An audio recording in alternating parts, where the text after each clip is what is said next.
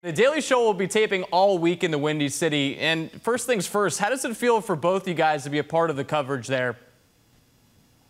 It's been great. I mean, I'm really excited. It's both of our first times being at a convention, so I'm just excited to get out there and see what not just like what people are saying, but also just what the overall look and feeling of it is.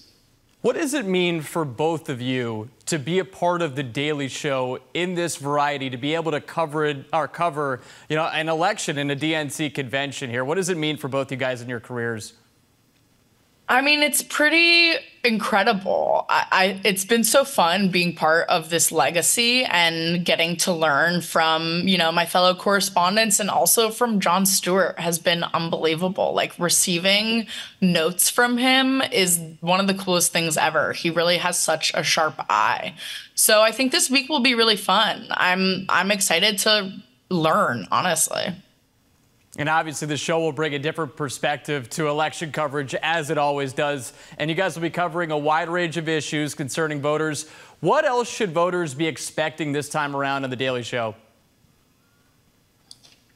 I think that we have a particularly great handle because of the news team and obviously John of handling these sort of like unprecedented situations and bringing takes that sort of like sum up what's happening and also break the thing down in a way that's digestible for everybody. So I think anyone tuning in can look forward to sort of like understanding the general gist of what happened at the convention that night, and then looking forward to, what that means for the next few days and for the rest of the election.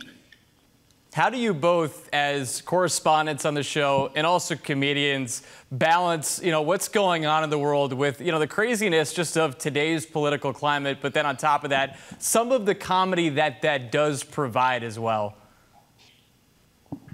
I've always felt that comedy and American politics kind of go hand in hand a bit.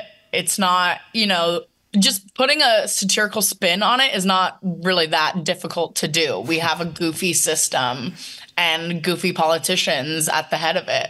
So I think it'll be, I'm really just kind of excited to see what happens here this week. Because it's the Daily Show, we really do genuinely go on a daily basis. So we'll see what happens, and we'll see what we end up wanting to talk about. And Josh, how about for yourself?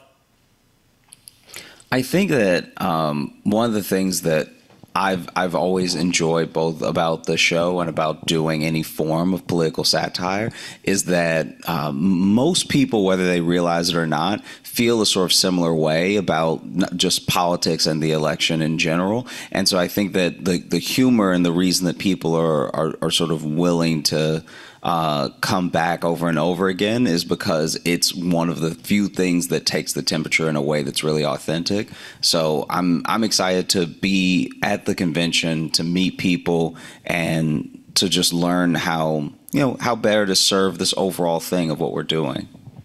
How about being in Chicago specifically? What does that mean to both of you guys to be a part of this in Chicago?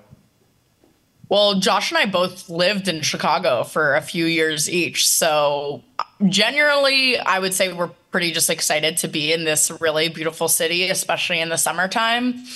And I think it's a perfect city for this moment. And Josh, how about yourself?